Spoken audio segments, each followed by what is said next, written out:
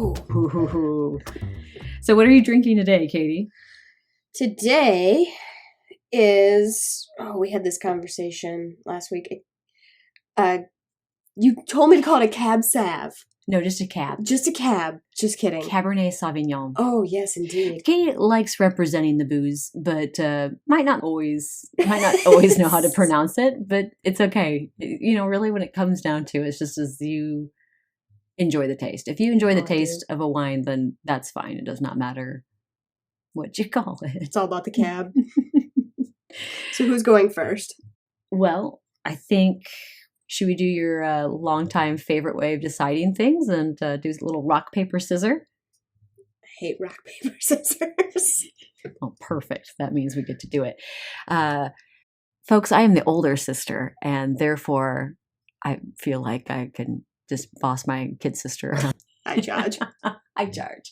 All right, here we go. Rock, paper, scissors. Okay, I have to look away. The best form of podcastery. Okay, listen. Super visual. Okay. Right, totally. But this is how this is going to work. Okay. I'm going to close my eyes and look away in extreme emotional pain, and you're going to count it out, because if I look, I will not get the timing down. Okay, so we're going to go rock, paper, scissors, shoot. Okay. Sounds fabulous. I'm ready.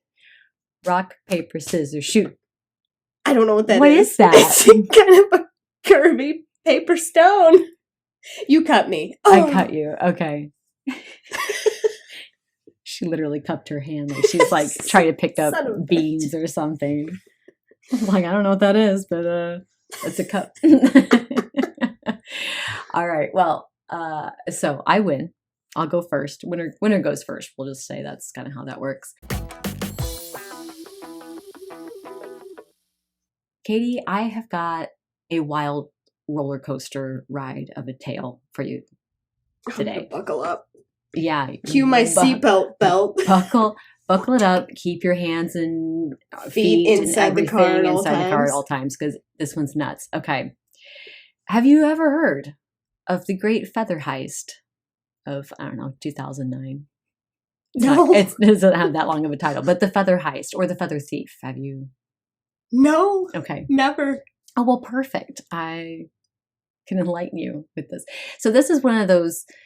I read this book recently, and when I heard the synopsis of this book, I was like, I'm sorry, you have hook, line, and sinker reeled me in. Can't wait to read this book. And apparently that's what happened to the author as well, too. So the name of the book is called The Feather Thief. It is by a man named Kirk W. Johnson.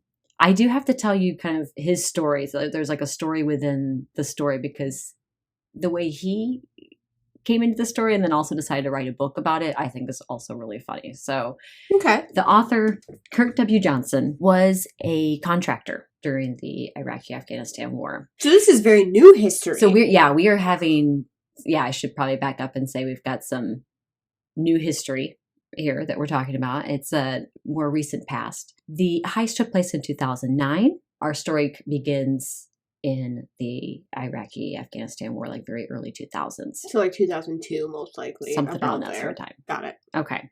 The author, Kirk W. Johnson, was a contractor in Fallujah, Iraq. So he was working for the U.S. government. Okay. He was in charge of all the rebuilding projects, or different rebuilding projects, but that was his role overseas. Okay. In that role, he was working with a lot of interpreters and a lot of, architects and construction and all the Iraqi people that were in the rebuilding process. Tradespeople. Right. Got it. Okay. And while he's over there in a PTSD fugue state, I think he might have been like sleepwalking or it was late at night, but he fell out of a window 2 stories or greater. Yeah. So he says it.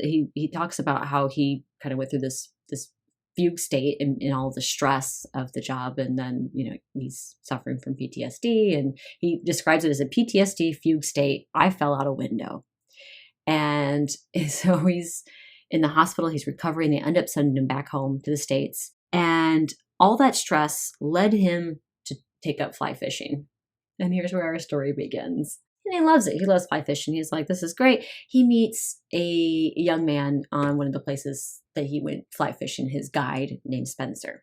And he's having a great time with Spencer. Loves the kid. It's great. And as they're kind of just chatting and hanging out, he happens to see a salmon fly in Spencer's little bag. A salmon fly is a very elaborate, very beautiful piece of equipment. And he sees it and it's colorful and very exotic. And he's like, that's really cool. What is that?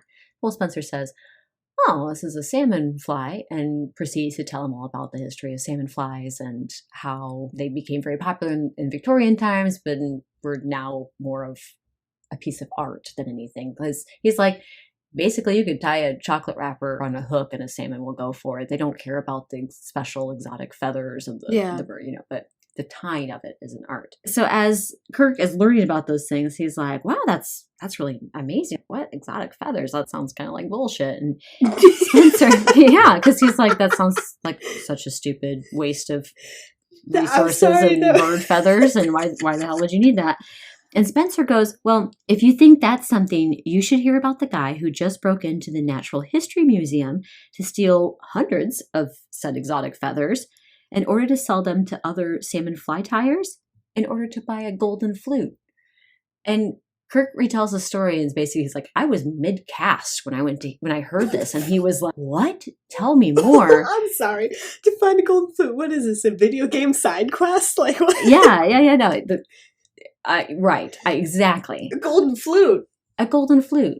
He decided to break into the museum for feathers. Right, I mean, because you would. Exactly. No, the emotions that you are experiencing right now was exactly what happened to me when I heard the synopsis of the story. And Kirk. And that's why I was like, have to. Kirk. As in, got it, Kirk. Kirk. K-I-R-K. Got it. So the name of the thief is Edwin Rist, and he broke into a branch of the British Natural History Museum in 2009. Now, he's originally from New York City, so he's an American studying music in England. And yeah, he wanted to buy his golden flute, but he was actually exceptionally talented at music. So 2009, a 20-year-old Edwin Rist stole 299 birds from the British Natural History Museum. Okay, hold on. Sorry. So when he broke in, he stole taxidermied birds. Yeah. Okay. I just want to make sure I understood that because I'm picturing all these beautiful flies being made. Mm-hmm. And that's what he stole? But then you said birds. No, and he I was actually literally stole the feathers. Right on. So he's attacking taxidermied birds. Mm-hmm. I'm with you. So a 20-year-old Edwin Rist stole 299 birds from the British Natural History Museum. And it was part of a collection that was the largest and most important in scientific ornithology or like in history. So there's this massive collection of birds that scientists use to get all kinds of information about, which we'll talk about in a second. But it was part of this massive collection, and the feathers, because of how incredibly rare these many species of birds that he stole were, I mean, he would have gotten $1 million plus for his sales of these feathers. In fact, he did sell quite a few of them, and that's actually what got him caught. So here we go. So Kirk Johnson, the author of The Feather Thief, goes to look into the story further because he's like, now I really want to know about this guy and what happened. After a summary like that, I would think so. Absolutely. And he finds out that Edwin Rist is free. And again, this happened in 2009. This was like, 2010, 11, 12, that sort of time. I mean, this had just happened. He heard the story shortly after it had happened. And Edwin Rist was free. He had no jail time. At the time, he was auditioning for different European orchestras and ensembles. And he's like, wait a second, where's the justice here? Because then he also found out that a lot of the birds were still missing. Let's talk about the birds, because the birds are a deeper historical significance and part of the story. So our story, takes place in 2009. People go, well, it's not that long ago. But these bird feathers are wildly important. Yeah. In the mid-1800s, in what was called the Malay Archipelago, it's today known as the Maritime Southeast Asia, and it includes all those like little islands there, that little archipelago by the Philippines, I believe. Oh, I know. I looked up geography last week after I couldn't find those islands you were talking about. So we're talking about the Malay Archipelago. That's where we're at right now, is Southeast Asia in the ocean. And a man known as Alfred Wilson Wallace spent about a decade in this area finding species and sending them back to England. He was basically really wanting to be a naturalist and wanted to be like his hero, Charles Darwin, who was at that same sort of time. Like I all was these different just gonna say, naturalists he are kind of sounds like popping up. Darwin. Yeah. Okay. And so he's like, for my own private studies, so I can become a better naturalist, because I'm super amateur and I would like to just learn more from my own experience, but I also want to be taken seriously in this world of naturalism. I'm going to take all these species, send them back to England, and I can study them. 4 years in, though, he catches malaria. Oh, and he's like, well, I'm going to just have to ride this one out, because it's not like he had much that he can do to treat it. You're right. And so he basically goes in his tent and just tries to like sweat ride it out out. this fever. Yeah. And in one of his little fever states, I like to use the term downloaded, because that's kind of what happened. He was either sleeping or like in this fevered state, and he basically downloaded evolution. This is before evolution even was a thing. Charles Darwin had not come out with the theory of evolution. So Darwin was alive? He was alive, yeah. Oh, holy cow. Yeah, Darwin was alive at this time, but Darwin hadn't come out with evolution yet. Okay. So once he feels better, right to his buddy and hero, Right. his little idol, Charles Darwin.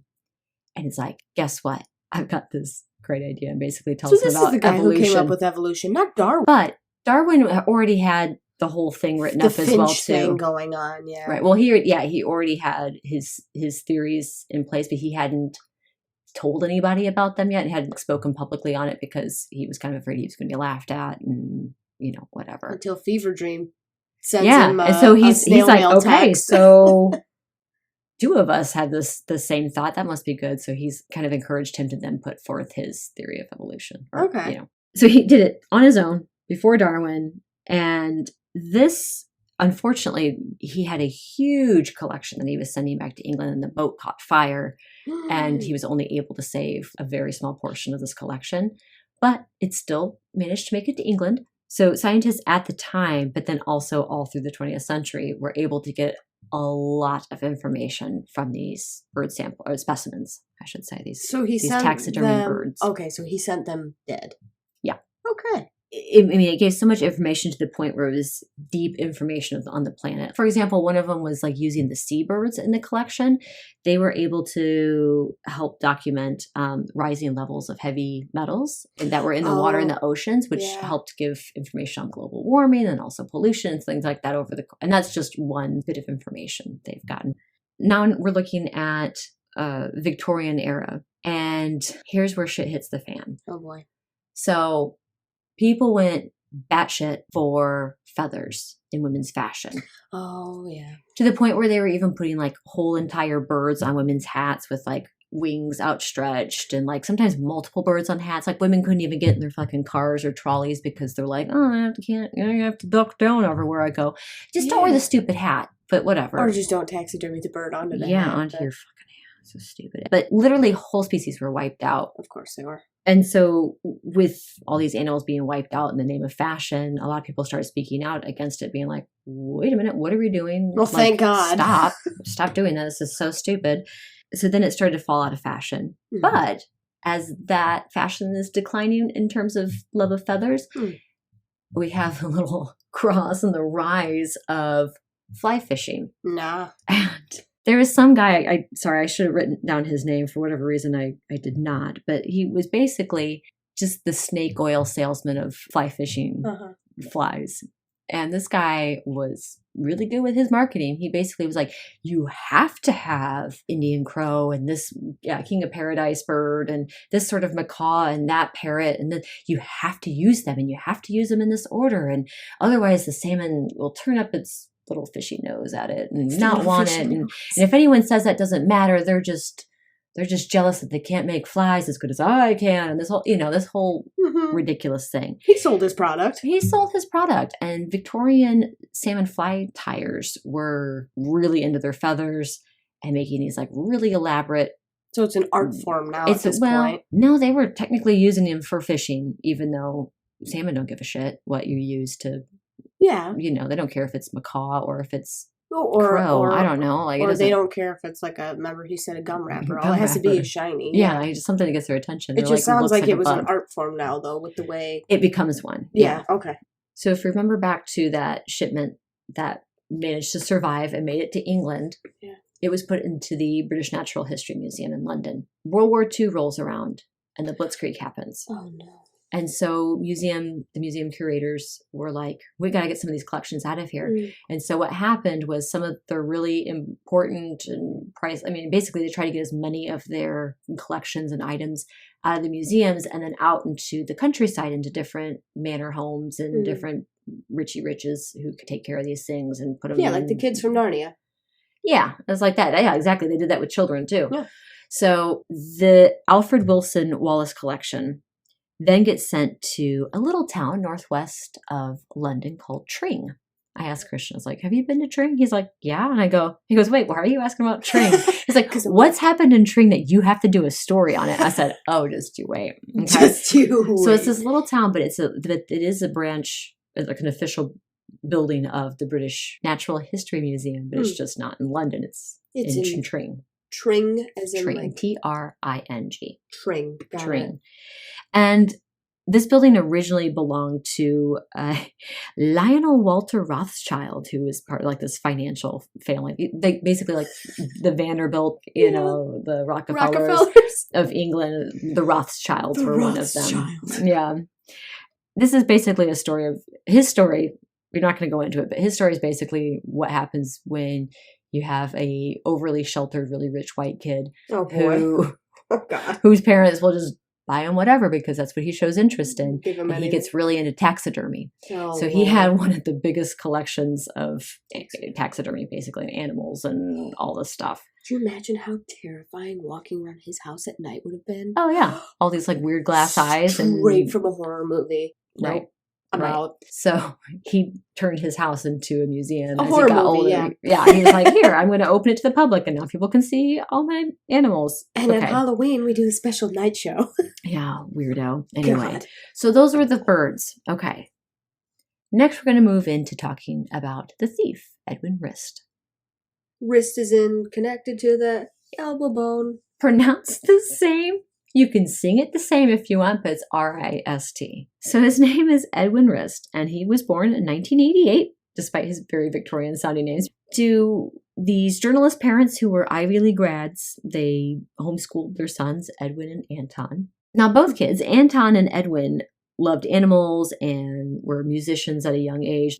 These poor little dorky kids, they loved like really specific biology things, like that kids wouldn't maybe necessarily be interested in, but they got really into all kinds of different animals. And again, both really great musicians at a young age. So Edwin started playing the flute and his brother Anton was a clarinet player. Yeah. Now his dad, again, like I said, they were journalists, both of his parents. His dad was doing an article on the physics of fly fishing and was therefore doing his research by watching a video and understanding like how the flies mimic certain things on the water and again, the physics of fly fishing. Okay. Sounds riveting.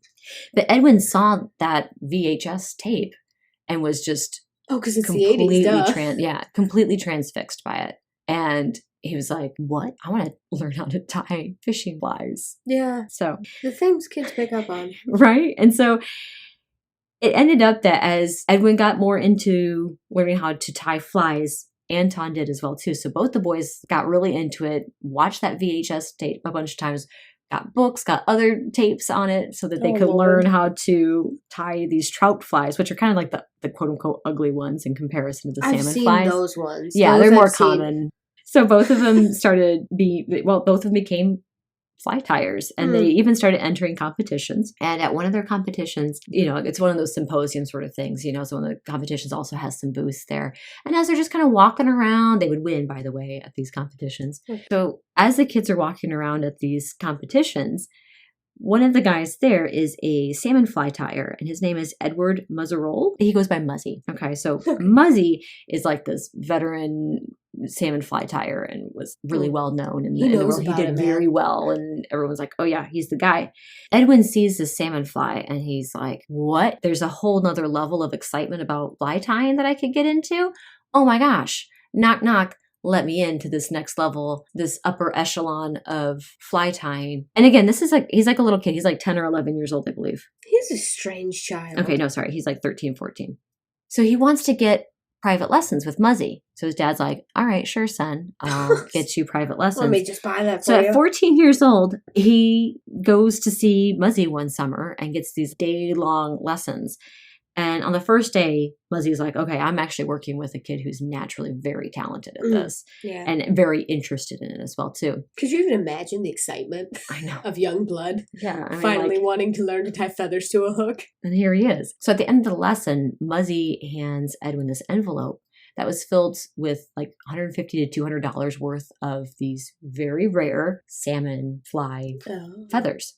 Because what they were using during their lessons were subs. They're basically feathers. Or like a robin feather, like seagull feather, whatever. Exactly. Right. So they weren't using like the high quality stuff. No. But at the end of the lesson, Muzzy gives him this envelope, just basically as a way to be like, hey, you're pretty good, kid. When you get even better, you can work your way up to these. By 16, Edwin becomes a master fly tyer. 16 years old, and was even in all these magazines, these fly tyer magazines and fly fishing magazines. He was heralded as like the future of fly tying. He was the next big deal. Wow. He's kind of famous.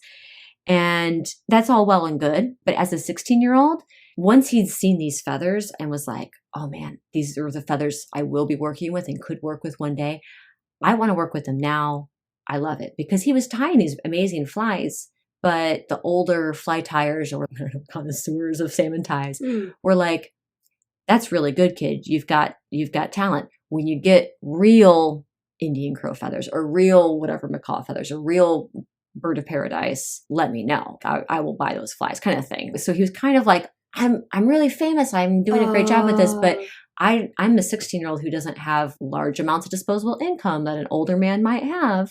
Right. And therefore, I can't buy all these expensive feathers to continue my art and my progress in this field. You could just get a job. Well, he did. Oh. He would like mow lawns and like chop wood and stuff like that. To, so he's done honest feather work. Yeah, so for his feather God bless money, him. you know, okay. quote There's unquote. that at least. So as he gets older, high school's done now, and at the end of high school, he gets admitted to the Royal Academy of Music, which is in London. And before leaving, a fellow fly tyer who is a French-Canadian fly tyer mentioned... Opened his big fat mouth. mentions the Tring collection. And says, hey, this place has all these different birds. As an enthusiast of these bird feathers, you'll love to see this collection. They don't have it open to the public, but maybe you might be able to see it at some point. The collection's in Tring. It's awesome. It's the biggest in the world. Through the horror movie of this man's house. Yeah. Are you still thinking about it? It kind of, honestly, what I'm imagining is like, I think what gets me is they redid The Wolfman a couple years ago with Benicio del Toro. I think so. And I like the movie. Here's the thing. Remember the band, the man, the myth, the legend himself, Anthony Hopkins, how his house is full of taxidermy. And you don't remember that? I don't remember it. Oh my God. I'll never unremember it. Forget it, I think they call that. But I'll never forget. Do you walk into his house and you go, dear, oh dear, oh dear, oh dear? No, like they're like, because remember yes, I got it. Like deer is in like the whitetail.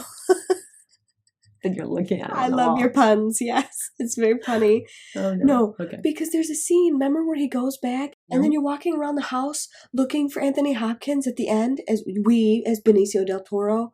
And like the lightning is flashing and then like remember the Great Dane's walking around and scares the shit out of you at one point because he barks in the darkness and you're like, holy fuck, but it's not the werewolf, not yet. Because he's downstairs playing the piano. You don't remember this? Well, I'll never not remember it. So that's what I think of. You say this and I'm like, Wolfman, taxidermy house, hyenas around the corner, lightning flashing, peed my pants. That's what I Okay, don't worry about it too much. I'm like concerned that you're going to get like too freaked out. Don't get scared. It's a fun story. Don't get scared. I'm not scared. I'm just saying when you say don't be scared, okay? No, just don't be scared. It's fine. I'm just saying a house full of taxidermy. That was the first thing I thought of. I mean, that just sounds like a nightmare in and of itself. Right? That's just the fact that it's a house full of taxidermy. Anywho, so it's just birds. Let's just say it's a house full of birds because that's what Katie needs to hear to feel better. And that's what the Tring collection was. It's just a house of birds. Just a house of birds. Okay. Edwin's in school. He's doing a great job. He's loving to tie his salmon ties. He's living life. Totally. It's great. 2008 hits. And for those of us who were, adults or remember in 2008, all the economic hardship that came about because of the dip in the economy. Indeed. And his parents, who were journalists turned labradoodle or golden doodle. They were a doodle breeder, but people aren't going to be buying labradoodles and expensive luxury dog. First to go. Yeah, you know. But so his parents aren't getting a great income. Edwin's trying to help out where he can, send some money back, whatever he happens to have, as a college student living overseas. Yeah. But he's like, I need to help my family. I also am running out of feathers. I can't sell flies, run and dry. And also, I would love to be able to audition for and play at my senior level, but also audition later for orchestras and stuff on a nicer flute. I like this golden flute. So. Was it gold or was it brass? Gold. It literally was gold. Yeah. Whatever. That's fine. That's, if you want a gold flute, you can get yourself a gold flute. Work for it. Don't fucking steal feathers. It's exactly what I was thinking. I'm not saying like you're an idiot for wanting a gold flute. I think it might be unnecessary, but if you really want it, get you some in the appropriate avenues and methods. Indeed. Right. Now, Edwin wants to help his family. He also wants this golden flute. He needs to make money for himself. He's needing some money, basically. He's kind of hard up for it. Here's where he plans the heist. So he contacts the train because his French-Canadian buddy says you can only see these birds if you are legitimately view them for research purposes. They're not on public display because they're that important. So you have to walk in with a notebook and actually look for stuff. Yeah, and get permission ahead of time as well, too. You have to have like an appointment. So he contacts the museum, makes an email, and says, hi, I would like to photograph your bird collection for my buddy who's doing his PhD paper on birds of the Malay Archipelago or whatever. Yeah. And he can't come photograph them, but can I do it? Canada and I'm here in England. Sure, whatever. Okay. It's a logical explanation. Yeah. And he gets permission and he's like, this is my buddy's email address. Sets up a second email address. That's also his email address, but then also replies as the quote unquote friend who's writing the research paper. Then shows up at the museum. He takes all these different pictures. He takes tons of pictures of the birds and all the actual collection itself, but he then also happens to take pictures of like doorways and hallways and he's casing the museum with his pictures. Then he leaves the museum. He goes home, and I shit you not, he makes a Word document titled "Plan for Museum Invasion Doc." What? He buys a glass cutter. And he steals some latex gloves from his doctor during the doctor's appointment. And then for the next 15 months, he plans this heist under Plan for Museum Invasion Doc. And so 15 months later, June 23rd, 2009, he takes a train from London up to Tring. After a concert, no less. He finishes a concert and then hops on the train and heads, so this is evening time, Did he bring his flute with him for the heist? Oh my God, maybe. Where else would he put it? Maybe he left it in his car or something, or I don't know. I don't know that, but I think that's really weird. He probably did have to bring his flute somewhere. But he does bring one empty suitcase, his glass cutter, a little LED light, and then boards his train after his concert with all those things. He gets to the museum, and the window that he's going to enter is next to a wall on the second story. There's no bars or anything like that at the time. So he's got his glass cutter. He's trying to get his way over to the window and cut it out. And now I picture it being like a little cartoon, like a little perfect circle thing, like in the Great Mouse Detective, when he puts his finger in it and he pulls it out. Yeah. But we never get to find out how well the glass cutter works because he drops it as he's trying to cut the glass. And he goes, oh shit, maybe this is a sign that I shouldn't go through with this robbery. Oh well, I'm going to do it anyway. Boom, boom, boom, breaks the glass with his elbow or foot or something like that. Somehow manages not to cut himself. The glass breaking does trigger an alarm, but for whatever reason, no one's entirely sure, the guard doesn't see the alarm. Edwin gets to the room where these birds are kept, and he loses his mind. He goes ham, and he just starts shoveling these birds into the suitcase. Now, I'm trying to think, because I know some of these birds are really big and some of them are really small. Yeah. He's got one empty suitcase and manages to steal 299 of these birds. I don't even understand. Not in one piece, I wouldn't think. Well, no, he wraps them up. It's not like he ripped them up or took just the feathers off. I mean, really? He's got the birds. They're called skins at that point. So he is lost in the moment, and he is like, oh my God, I am never going to want for feathers again. I'm going to earn all this money, but then I'll also be able to tie ties for the rest of my life. This is going to be great. And tie ties, I'm going to tie flies for the rest of my life. He spends nearly 3 hours there. Just 3 hours? Yeah. Well, The book says 3 hours. I heard another interview with the author, and he said he was there for at least an hour. So 1 to 3 hours, but the guy loses track of time. That's a long time not to be caught. Somehow gets his way back out, leaves the way he comes, gets himself with this huge-ass suitcase full of birds. Yeah. Back to the train station, realizes that not only did he miss the train that he was planning to get, but he missed also the last train of the night because he was in there so long and now has to wait at the train station until like 4 a.m. with incriminating evidence. Yeah, it was like $1 million worth of birds that in his suitcase. So he's paranoid as hell. Every person that's coming up on the platform, he's like, oh my God, they're going to know I stole from the museum. He's like freaking out. But he finally gets home. The next morning in the museum, they see this broken window and they're like, oh no, what's happened overnight? Right. Jesus. I know, right? They missed it. There are so many moments in this story where you're like, oh my gosh, like you should have been caught so many times. Yeah. So they see the broken window and they're like, well, we got to check what's been taken. They go and look for their obvious treasures. So we got Darwin's finches. We have Audubon's book, like what's the name of the book called? It's that famous Audubon book. But anyway, a exact same book sold recently at that time in like 2009 for $11 million. Holy shit. And so they're like, make sure the Audubon book hasn't been taken. Like all this stuff that's like millions and millions of dollars or very famous or very valuable. And they're like, nothing's been stolen. All the good shit's here. Nothing's been taken. Oh, yeah. Someone must have just like come in and then like not taken anything, or maybe they just threw a rock or, whatever it might be. The museum didn't know for 35 days that someone had come and robbed all their birds until the moment where they received a phone call from a researcher who had a specific question about one of the birds. And the person gets up. He's like, that's my little filing noise. Yeah, he's going through little cars. Totally. He goes, oh, wait, the birds aren't here. And he's like, oh, gasp, shock, horror. Someone has stolen our birds. Did they just not go in the room? Well, I mean, he's closed everything up. If no one goes to ask about the birds, they're just in those drawers. It's not like... Oh, they're not out on display or something. Oh yeah.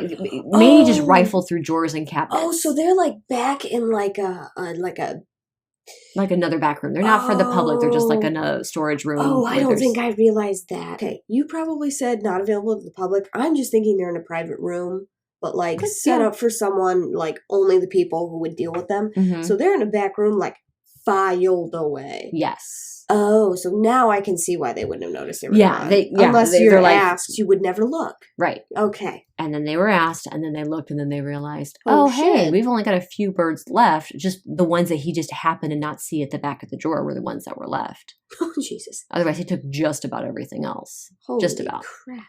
Whatever he could fit in the suitcase. Which apparently was a lot. Yeah.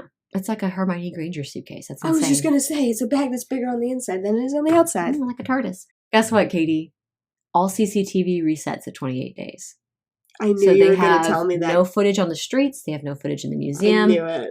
Now, if we remember back to when Edwin came to take pictures for his fake friend, there's a logbook. He didn't use a fake name. His name is in the logbook. Dumbass. He even had his own website using that name, edwinrisk.com, on which he started selling these feathers. Oh my God. So if they were to go and look in the logbook of who they'd have found right away at these feathers, right. There we go. There's another thing. Come on. So on eBay and all the different fly tying forums and online chat, discussion boards and stuff like that. Fly tying Reddit. Yeah, fly tying Reddit. He went as Flute Player 88. And he was saying that he was selling these feathers that he happened to get. He happened to find, because that's the thing on eBay. There are a lot of the sellers, like people would find like a Victorian or like a estate sale that had like Victorian items, and they find upload. Them. Maybe they're given to them. That's kind of like how small and how rare these feathers come on the market. Yeah. So he's coming onto the scene being like, "Oh, I just happen to get these, or happen to find some," and so because it's so rare to get these feathers, a lot of the people that were buying them, even though, again, they know these don't show up on the market this often. Yeah. And he's got a pretty good amount of, but we're not going to ask any questions. Because they're so excited to have them. Because we can get these feathers a little bit more readily available. Still expensive, but at least there's somebody who's now like, hey, I've got this many. And oh, hey, that's a lot. Oh, hey, I can get some of these. Oh, I can get some of those. Great. But then once the museum, 35 days later, found out that their birds were stolen, the fly tyers were all like, oh, okay. Because they're like, oh, these birds are starting to appear on the scene, but now we're finding out that they're from like this priceless museum collection. Holy shit. They're not going to come forward. Yeah, they didn't come forward and they were going to ask questions.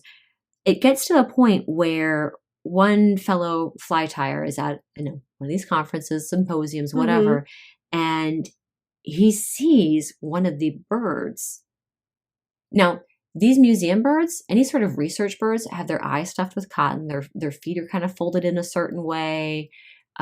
There's a very certain way that like research, so they're not glass-eyed. No. And he sees this bird, rare bird, also has cotton eyes, and he's like, "Whoa, with that's museum not taxidermy." Right. Well, Edwin's been cutting the museum tags, like the identification tags off of them, but this guy knows how they do it. This is very specific, yeah. And this is not like how we typically get feathers in the community. And so he's like, I got to do something about this. Ask the guy, like, hey, that's cool. Where'd you get the skins for that? Or, the feathers. And he's like, oh, I got them from Edwin Rist. He's selling them on this site and whatever. He posts stuff every once in a while. Just keep an eye out. Well, the guy who knew or kind of figured out what was going on calls the police and says, hey, you need to look into this Edwin Rist guy.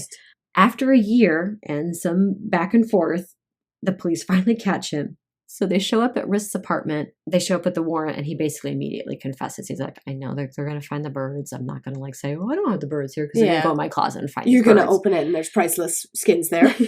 So he confesses immediately. Now, court-wise, according to the law, he should have received 24 years based on the crime and, sentencing and everything. Yeah. He was evaluated by a psychiatrist, Dr. Baron Cohen, who, fun fact, is Sacha Baron Cohen's cousin, Borat. That's just a little fun fact. So Edwin gets evaluated by this man and receives the diagnosis of Asperger's. And they're saying that because he has Asperger's, he was so fixated and didn't realize that he was doing something wrong. He was so fixated on the feathers and being able to create ties and create this art that he didn't think of the wrongdoing or the repercussions that it would have. So therefore, the precedent in law, the judge was like, you should be convicted.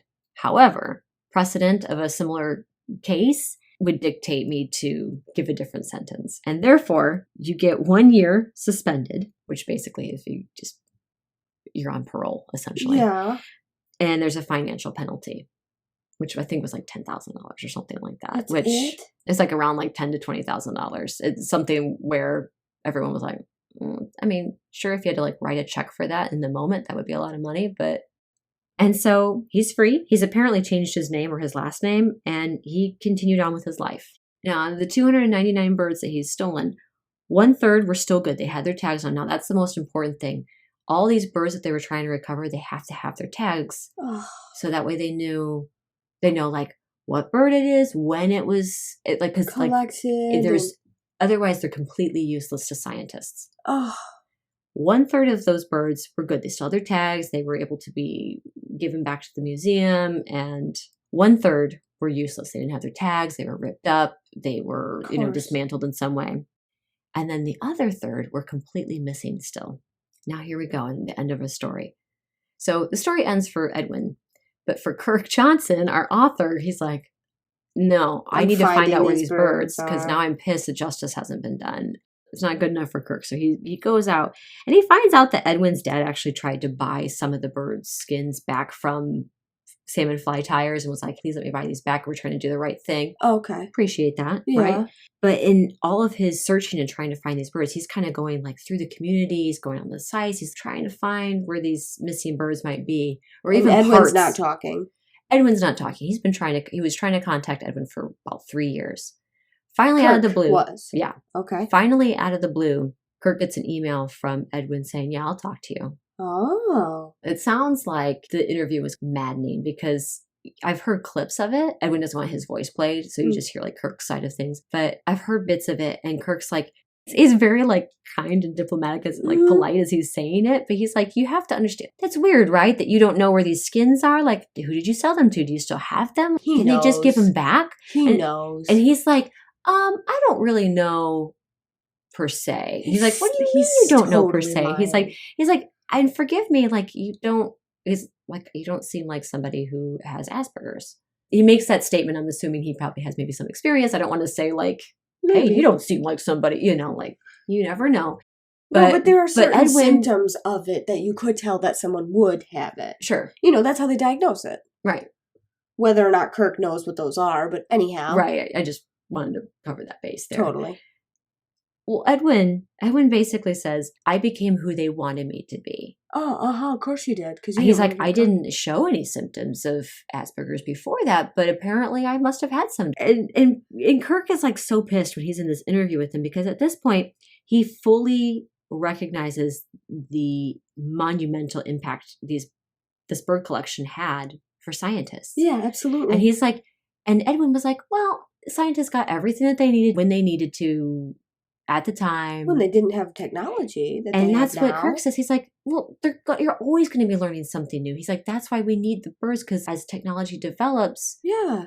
Look at all the more things that we're going to find out as time goes on, and now we won't be able to. And then, Edwin's also not remorseful, or he didn't. No. Kirk felt like he wasn't remorseful. At least he didn't get that vibe of him realizing that he's done something wrong. He kind of cringes and grimaces when you call him a thief. He's like, oh, he doesn't like to think of himself as a thief. And then he's also like, well, maybe the Tring didn't actually keep great inventory.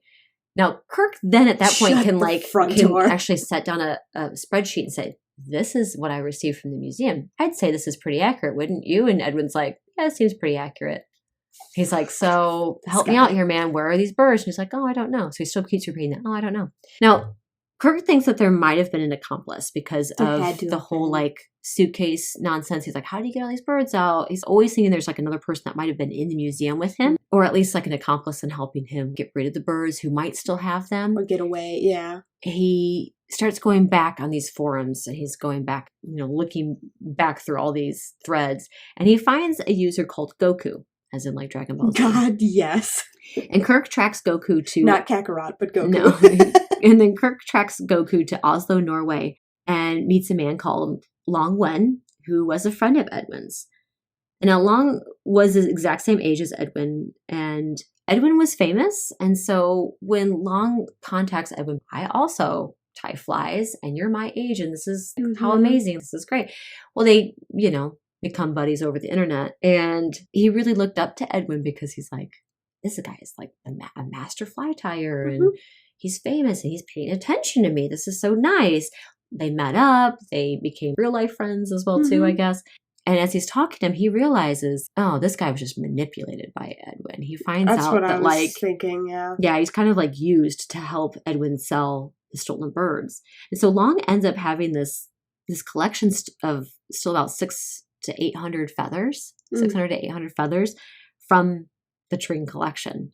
Wow. After talking with Kirk, Long was very remorseful as it was. He was like, I feel really bad about this unknowing role that I had. Edwin was like, hey, can you help me sell some of these? He didn't know where they came from. He was just like, oh, yeah. With any good friend, you would assume oh, okay. Oh, yeah, I'll repost it on this side, or I'll let my people over here know about him, or whatever. Right. You wouldn't ask too many questions. Yeah. Especially if you trust your friend. Right. He thinks it's his friend. Of those 600 to 800 feathers, most of them he had sold, but he still or used even too, but he happened to still have 100 left. So he sent those back to the museum because he wanted to feel right about it. Yeah. So once Kirk saw the final feathers of Long Wen, he had this anticlimactic moment where he was realizing there wasn't going to be a big resolve and closure of this case. He wasn't going to find this box somewhere of all these skins, that they were lost this heist. And so thankfully a third of that number remains and still can be used and researched, but so many more species of birds are never going to be able to be studied because of this feather heist, which is really a big bummer. He realizes he became just as obsessed with the case as Edwin did about the feathers. And he was like, oh, I'm not going to have this big closure that I really wanted or felt like I needed to have. Or to solve the mystery. Wanted, right. But I went back on the forum, and everything about Edwin on these forums have been deleted by the moderators and stuff because, we don't want to talk about it. And so he goes on this forum and he's like, look, I'm not trying to seem holier than thou or whatever, but you've got this black cloud of this heist hanging over your community. Just do the right thing. If you still have feathers, and clear it up. The museum's not asking questions. Just anonymously send them back. Yeah. They just want the feathers. And They just like, want to even be if they're able not to save intact, history. yeah, even if they're not intact, just send them back just so you can just do the right thing. Clear your conscience. 40 people asked the moderator to delete Kirk's post. And he's like, all right, that's the end of it. Are you kidding me? So there's this feather underground where people are like, well, so he thinks that the string feathers still exist out there. It's just now everything's so dismantled and he's part of that. Yeah. But that is the story of the great Feather Heist.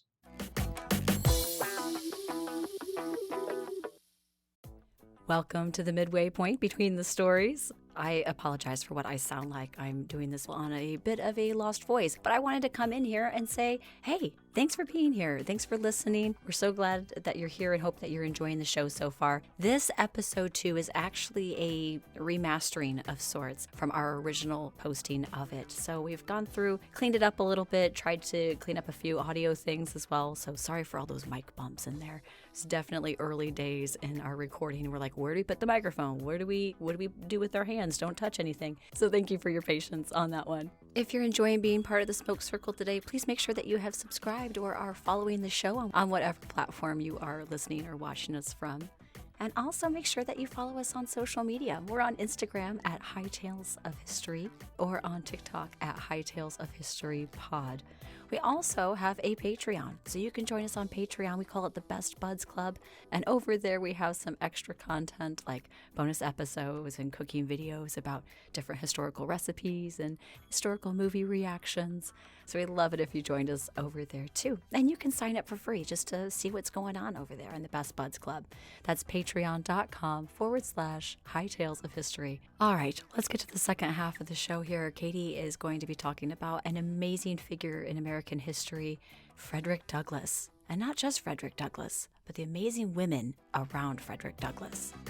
And so with that, let's puff pass it to part 2. Oh, man. All right, what do you have for us, Katie? Well, the life of one Frederick Douglass. Oh, right on. Frederick Douglass. Do you know who Frederick Douglass is? Abolitionist, badass, yes. You do? I do, yeah. Okay. Civil War era, right? Oh, tell me all about him. No, you're correct. Yeah, Yeah. Civil War era. Okay. So, in the year 1818, he was born into slavery to Harriet Bailey. And she was... So, sorry, let me precursor this for everybody. Keep in mind that when it comes to slavery here, and I assume in everywhere else, but also especially here in the United States, because this is the one I know the most about, it's hard to get specifics because we did not keep birth certificates. Records, right, yeah. Slaves were not treated like people.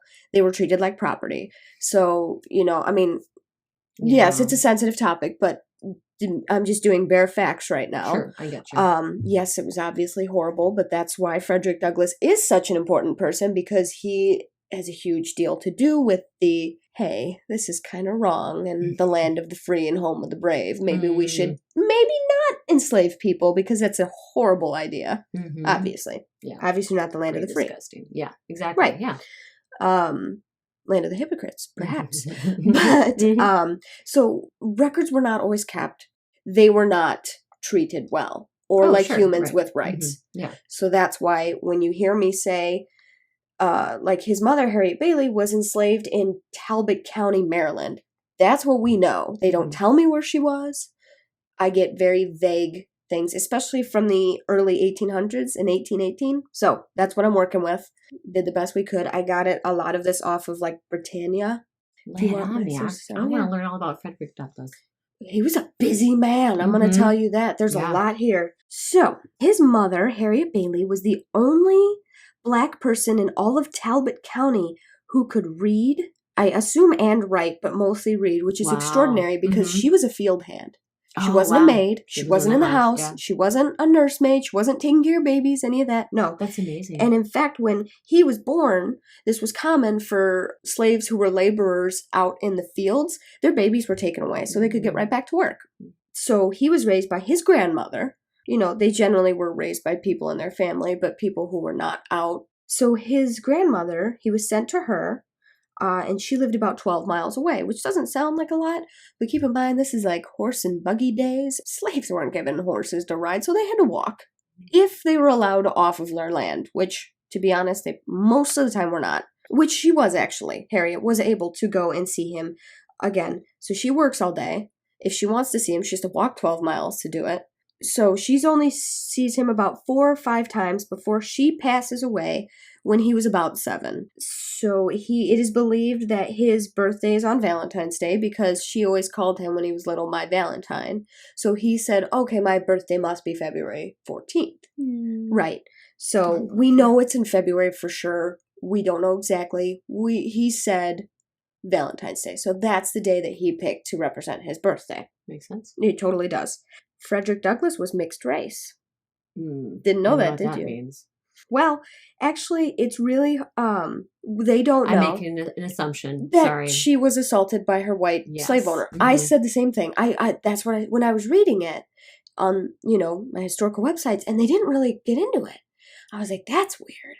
That has to be what it is. Yeah. So I went and researched it further. Mm-hmm. It turns out that, yes, I would assume that maybe no one just put it down. But to me, it was, that must have been what happened. Basically, what I came up with was, it was speculated, but there's no confirmation. There's there's nothing.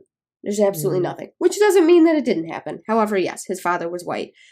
Harriet never says who it is. So, is that what happened? Most likely. Mm-hmm. Which is terrible. But she never says who it was, so he never knew what it was. And again, she died when he was 7. So here he is with Grandma. Mm-hmm. And then in 1826, when he turns 8, he is sold or just given to, it doesn't really say, to a Hugh and Sophia Auld to care for their young son, which was not uncommon, I guess. They had a lot of young black kids follow these young white slave owners' kids around and children. It's like children babysitting? Kind of. Or is it just as a playmate, a quote unquote both. Playmate? Okay. Almost. It was really strange. Apparently it was not uncommon. I've heard that before. That's interesting. Okay. Because he was essentially they kind of grow up together, I'm not going to romanticize slavery in any way, shape, or form. It was terrible. But he learned to read and write because Sophia, the mother, taught the son, and she taught him too. Okay. So he learned to read and write from a young age, which that's going to help him a lot later, you're going to see. Her husband doesn't like that because he thought it would, quote unquote, spoil a slave. And by spoil, I mean, make them not subservient workers is what I would assume. So he learned a lot, and past that, he kind of taught himself after that point. He would exchange bread with poor white boys in the neighborhood for lessons, and he would trace the letters from Thomas, which was their child's name that he grew up with. He would trace the letters from Thomas's old school books. So he said, fine, I'll do it myself. So in 1833, he was leased, and this was not uncommon, and you're going to see this quite a lot because Frederick gets leased out a lot. Mm-hmm. He was leased out to a farmer, Edward Covey. It's going to get a little rough, so everybody buckle in. This guy was not nice. Mm-hmm. He was known as the slave breaker. I'm doing air quotes. So he was a horrible person. Right. He was abusive physically, mentally, and apparently... I'm going to have a smoke. I'll be right back. You keep going. Okay. This is a bummer. It is a bummer. I'm sorry. We're going to get through it, though. One day, he actually attacked Frederick Douglass, and it led to a 2-hour struggle. Wow. And I looked this up because I said there's no way it went on for 2 hours. 2 hours, and it said, so without spoiling anything, Douglass has written a lot of autobiographies. I think they numbered about 4 or 5. I think I've heard that before, yeah. Yeah, he wrote a lot. And he said for 2 hours until finally the guy gave up. And was like, I taught him a lesson, talk to all the other people, thinking so tough. And Douglass is basically what he said. He won the struggle. Obviously, he's more fit, of course. Yeah. And he never attacked him again. Oh, that's good. Yeah. So, I was nervous for him. No. Okay. It's okay. He never attacked him again. But I'm thinking he probably complained about him because he was taken away. Back to his the Aulds. Mm-hmm. So AULD, the Aulds, who he was with from the time that he was 8. Then he was sent to live with a man named Freeland, who was, and these were in his words, in quotes, his best master until he became his own master, obviously. Right. and he became the Sabbath school instructor. So this guy, once the work was done for the day, the slaves had like their own like little community, and they would gospel, all that stuff, whatever it was they were doing, they were allowed to do it. He didn't stop them. He became Sunday school teacher, essentially, the Sabbath. And during this time, in like 1834, he uses this time and freedom and time to connect with the other slaves to plot an escape. He plotted to escape with 4 other slaves and rowed the Chesapeake Bay. They end up getting arrested. So basically, Auld came and paid for his release. No punishment was had. He just paid for his release, took him, and he sent him up to a shipyard to learn a trade. I'm sure, as you can imagine, like knowing a trade, no matter who you were, was helped you get work and stuff like that. And actually, what it is he was a ship caulker, apparently. I looked it up just because I was interested. They do something about sealing ships. So he learned a trade, which was good because he actually got hired. He got paid to do his job. So he would submit his earnings to Auld, who would pay Frederick his percentage. So he had money. Not a lot of money, but he had money. So in Baltimore, which is where this ship job was, he met his future wife, Anna Murray. I'll tell you a little bit about her. She was the youngest of 8 children. She was born in 1813. She was born free, never a slave. She always worked her whole life, obviously, because even though she was free, racism still totally exists currently and then. And she worked as a laundress and a housekeeper. So she did a lot of jobs. So she busted ass. And you're going to find out, I'll tell you a little bit more as we go along with Frederick. Because basically what I read on one site said that basically she made his dreams possible. Nice. Oh, what is the saying? Behind every great man, there's an even greater woman. Without her, Frederick would not have done all these things I'm about to tell you about. He would have been lost. Awesome. Okay. Totally. Yeah. So Frederick Douglass is a great man. Oh, sure. But let us not forget Anna Murray on the same way. Because without her, none of this would be possible. Right. She was uncommonly wealthy at a young age because she saved everything and had her shit together. She helped Douglass escape in 1838 from the ship job. They were married in September of that year, and they had 5 children within 10 years. So a very busy woman. Because not only does she work, she has children. Keep in mind, she's with an escaped slave. Can't advertise that because here's the thing, and if, I don't know, I assume people would know this, but maybe not. If it got out that you're an escaped slave, people would pay. So like down south, they would pay, be like, hey, bring Fred back to me. And they would pay a bounty for him to come back because he's still viewed as stolen property, even though he's a living, breathing human being who escaped to find his own freedom. It's crazy, but you have to really understand what it was like then. These were the logistics of the time. So it's hard. It was very hard for me a lot of times when I get into these and I'm like, yeah, but he escaped, because slavery is just such a foreign concept to me. But yeah, you want to think just leave him be. He earned it, right? Not that anyone has to earn it, but I mean, he's gotten away from that situation. Isn't it enough? You know what I mean? Exactly. Exactly. Yeah, it's wild. That's what I would say. Yeah, I've heard even that they used to do that to free. Well, if you've ever seen 12 Years a Slave, he was a free man his whole life, and he got sold into slavery, and he's like, was born free. Yes. But they don't care because he's black, so he has no voice. Right. Anna supported the family financially. She was an activist for women and slaves. She established the Underground Railroad headquarters in their home. Didn't know that, did you? Wow. So Anna is like grade A awesome as well. Yeah, she is. Massively. She never learned to read or write. Okay. And Douglass didn't teach her.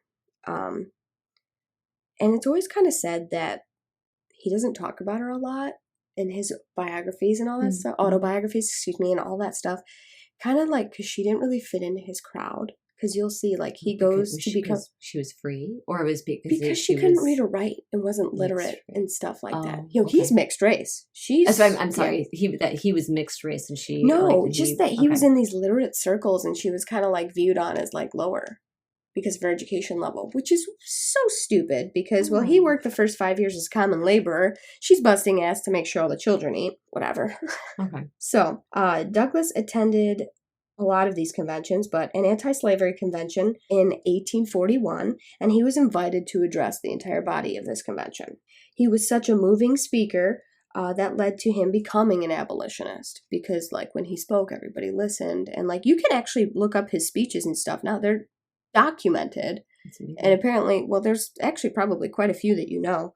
And his whole message was slavery was morally wrong, and it should be resisted, but through nonviolent means. And I mean, there were times where like he was cast out by his fellow Black community because they were like, we need to fight for our freedom. And he was totally against that. He stuck to his guns on that. He never changed his views. In 1845, he published his first autobiography.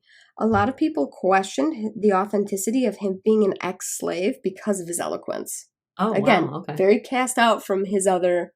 It's almost like he's like walking between two worlds, which is any story that you hear is somebody who has to kind of walk between two worlds, you know, like.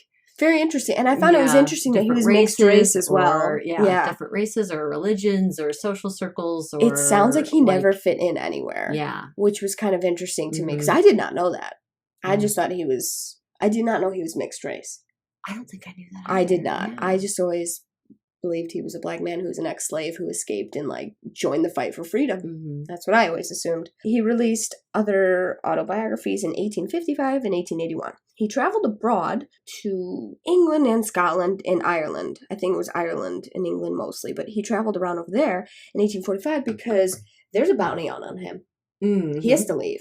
Okay. So meanwhile, his wife, who's, not that I don't dislike Frederick in any way, but at the same time, like, I just need to give credit where it's due because he didn't in his books. To Anna, who's raising their 5 children and financially supporting him.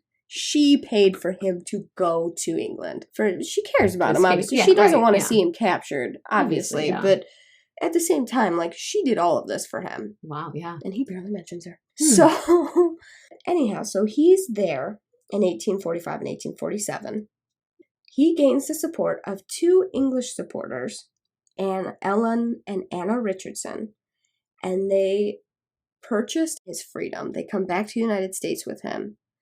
And I don't know the logistics of that. I probably should, but it didn't really get into it. Obviously, again, the slave owners back in the day, they were like, oh, well, this is my property and you stole it from me. So you had to almost get sponsored, get people who would get you your freedom, which is wild. So he has his freedom now. There's no more bounty on his head. It's been paid for.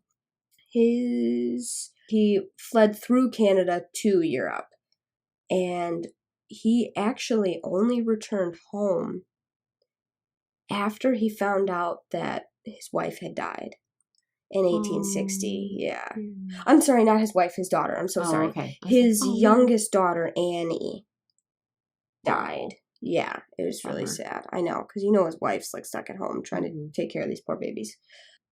He was strongly advocated for Black soldiers in the Civil War, because 1860, you know, when he returned home, Civil War was hitting. Yeah. The country was going into complete ruins, let's say. It was like an insane place. And his own sons, Louis and Charles, actually served in the war. It doesn't say they died, so I assume they made it through. It didn't really go into it. In 1863, he met Lincoln, and they discussed better pay and conditions for Black men in the Union Army. Because again, while we were still fighting for freedom, everyone likes to look at the North as this like holy land of like beautifulness for Black people. There was still racism. And like, so as a shipcaulker, when I said he worked as a laborer for the first 5 years of his marriage with Hannah, he had to go as a common laborer, like people paving stones, because all the white shipcaulkers didn't want to work with him. So, and he wouldn't meet Lincoln again until 1864, and that's when they actually, maybe we'll go into the Civil War one day, but for those of you that don't know, there were several moments in the Civil War, especially near the end in 1864, 65,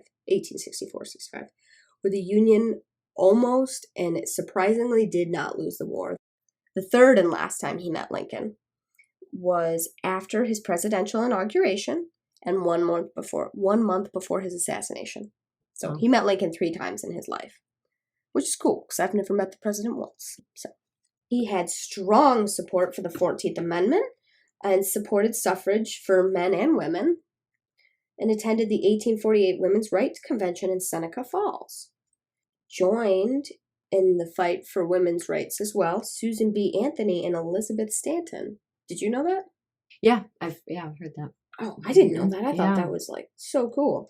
So what was interesting to me is when I was reading this, I guess he and Susan B. Anthony and them kind of had a falling out. I was going to say, what was Susan because- B. Anthony like with him?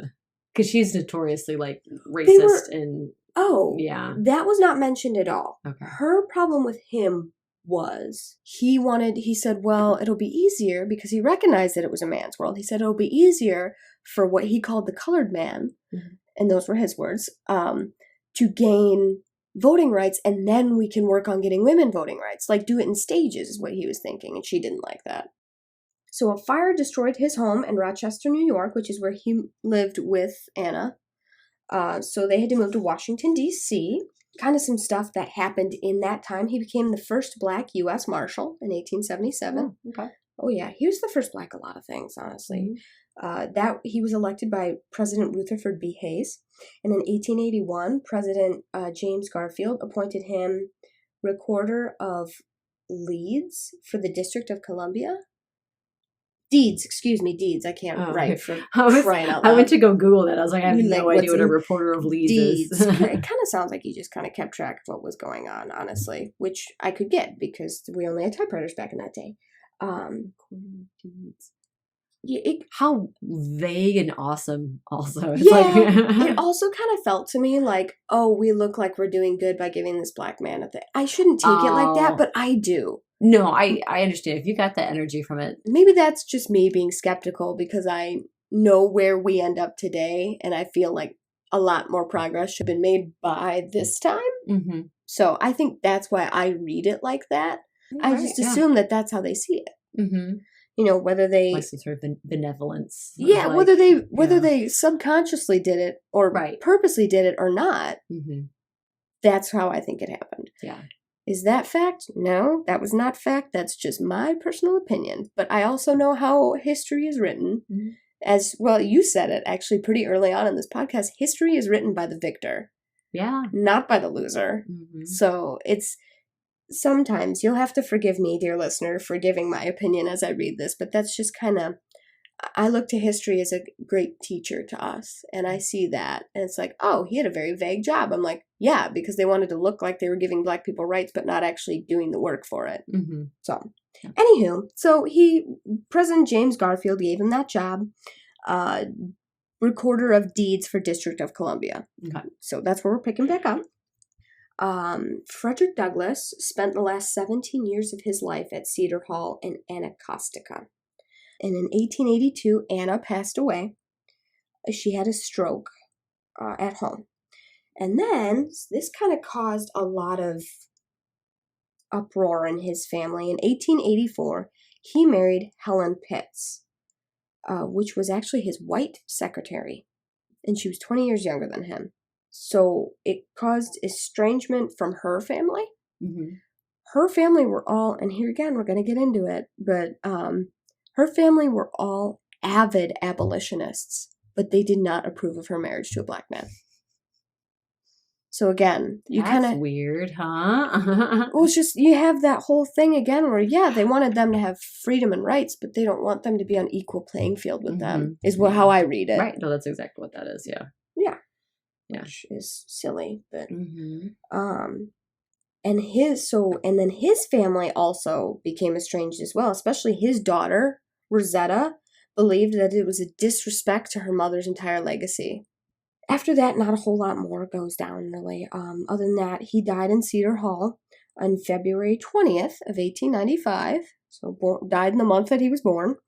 Helen did a lot of work by his side. Like, Helen actually went to the congressman, went to the government, was like, no, you need to make this happen. No, you need to make this happen. No, you need to do this.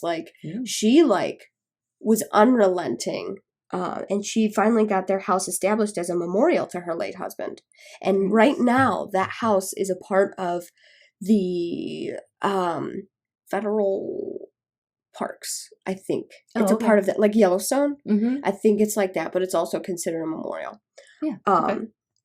So, interestingly enough, but only because of the work that Helen did to make it stay that way. Mm-hmm. So, Helen did good work too.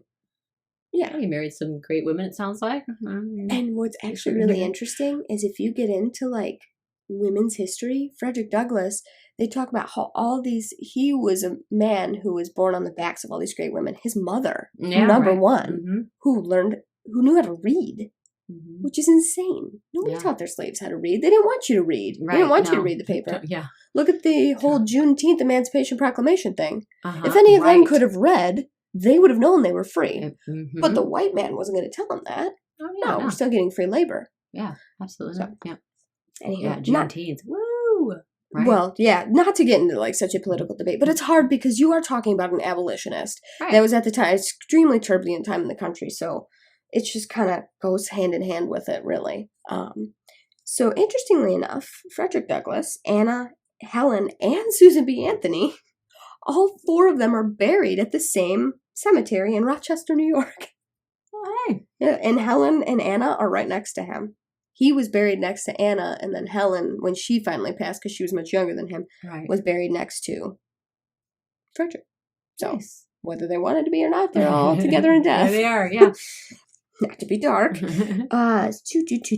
So, Frederick Douglass, actually Douglass was not his first last name. His first one was Bailey, and then he changed it to another one, and then to Douglass, because he had to keep changing it as he was escaping. So, his last one that he stayed with was Frederick Douglass, so that's what we choose to know him as, That was his last chosen one. So Douglass was renowned not just for his rise from slavery, but his dedication to challenging the country to recognize the rights of all people and be consistent with its ideals. He has a famous quote saying, "What to the slave is the 4th of July?" when he was asking about, celebrating it. Which, again, I've said this before, but I don't, like, our past is not great. A lot of past unbuilt nations are not, to be honest with you. So I'm always of the belief that however bad it was, we can always strive to do better. And that's what I think I really always liked, because I learned about Frederick Douglass from a pretty young age. I want to say elementary school.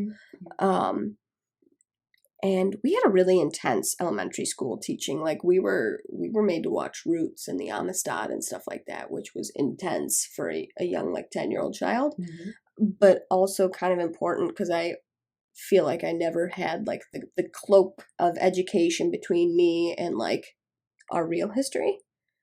Shout out to Mrs. Darst because because she was extremely good at like teaching real history, and she really drove home a lot of points. So like, i.e. like Frederick Douglass. So like when I learned about him, it wasn't just me reading about him in our textbook in middle school or high school or whatever it was. I was like, oh wow, that guy was a slave and he knew how to read and write, and he was a lawyer, I thought at one point. I didn't find that anywhere here, but I thought I read that. Kind of some interesting facts about him. He was the first African American to receive a nomination for a presidential campaign. Wow. Yeah. It's something, I don't think it was that. It was kind of like a side party that he was not really a part of, and he never accepted the nomination kind of thing, but he still was on the people like this party. He was on the ballot, so that was cool, I thought. He's the most photographed man of the 19th century. Yeah, so all the 1800s. Wow. He got his photograph taken 160 times. Yeah. Which another way is how he did abolitionist work, I guess you would call it. There's another word for it. It's not coming to me right now. It's like midnight, so give me a break. He was challenging the stereotypes of Black people, because anytime they wrote them in cartoons, they had, there was blackface, they had the exaggerated lips and all this stuff. And so when he was photographed, everyone, it was kind of another way. He wanted to be photographed often because he was trying to change the stereotypes of his people. Yeah, you know what I mean? I understand that. Okay. So that was I didn't realize that was Like he's the most photographed man of the Right? 19th century. And I was it's like, what? anytime I looked it up, that No was like one of idea. the first facts that came up. And I was like, oh, okay, I get you. Also, he is the inspiration for Black History Month in February. Right on. Because his birthday was in February. And so he was the one picked, which to me is very fitting that he is the one picked. Yeah. I've always felt very strongly about Frederick Douglass. And then, like, kind of what inspired me to do him, we obviously the 4th of July, currently, I don't know when this will come out, but it just passed for us. It was kind of just important for me to talk about that because I celebrate the 4th of July. I love my country. I'm very patriotic, but I do believe that there's important things to learn and to remember so that you can make the country better than what it started as. Mm-hmm. Because it, I don't know. I'm not a very shy away from anything type of person. So when it comes to like, oh, these horrible things happen in history, I'm like, yes, they did. We should talk about it. Mm-hmm. Because when we talk about it, we learn how to do better, Yeah. And like, it was wild to me because I told Blake, I had said, I was like, do you know who Frederick Douglass is? And he goes, no, not really. I was like, what? Like, that was wild to me that not every American knew who he was. Mm-hmm. You know who Lincoln is. Right. Well, I would assume that at the same time you would know who Frederick Douglass is because he was the same time as Lincoln, the hand in hand with Lincoln, worked hand in hand. You know what I mean? Mm-hmm. Everyone knows who Susan B. Anthony is. She's on a coin. Right. So what about Frederick Douglass? You know what I mean? And for that, and by extension, Anna Murray. Because Harriet Tubman was extremely important and did some crazy dangerous stuff to save people's lives. But like, Anna Murray established the Underground Railroad headquarters. Had she been found out, she probably would have also been in some deep, Oh yeah. people. The landowners in the South would have loved to have gotten their hands on those people. Let's put it that way. And they would have been. Yeah, lynching was a very real thing. Man, isn't that... Shout out Ida B. Wells again. Yeah. Yeah, actually, so that pamphlet, what is it called? The Southern Horrors or something like that, I think it was. And it mentions lynching in the title. So Frederick wrote in there and contributed to her pamphlet, and that's part of what got it such notoriety. So he knew her as well. So he did a lot of work, and again, all of that was possible because of Anna. Like, yes, he had the drive and the passion and, he got out of slavery and everything, but with her help, with her financial backing, her support. So let her never be forgotten in history. Yes. Because, to me, she was extremely important. But yeah, that would have been a great Black History Month one, but I felt it was kind of a good July 4th story. Yeah, that works good too. Especially with his speech about it, it's just kind of like it's important to remember the real reasons why we celebrate and why we, exist as a country, to always continue to do better in history. You got to acknowledge it, though. You got to learn, unlearn, do better. That's how it goes for human beings. It's how it should go for country as well, too. And absolutely. Here's to that. Indeed. Also, Anna Murray and also Frederick Douglass. There we go. And Helen, too. She was helpful. And Helen, yes. And she did a good job. My empty wine glass, but... But cheers to their memory, for sure. Absolutely. Awesome. Okay, that was great. We learned the amazing man, but also the amazing woman behind the amazing man, too. So that's very cool. It was very important to me. Thanks for teaching us. Yeah. Thanks for teaching us about Frederick Douglass. Thanks for detectivating feathers for us, Laurel. Oh my gosh. Yeah. Well, that was another great adventure through history. I'm looking forward to what we've got next week. Oh, yeah. Whatever it may be, it's going to be yet another adventure. Let's hightail it out of here. Yeah. Pew, pew, pew. Finger guns. Finger guns.